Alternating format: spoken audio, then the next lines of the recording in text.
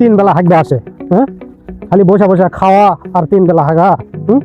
সব জিনিসের দাম বেড়ে গেছে।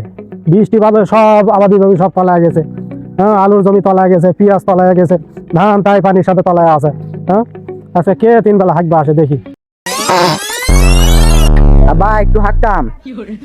যত বেশি খাবিন তত বেশি হাগা লাগবে। ও খাওয়া যাবে না, হাগাও যাবে না। যাও,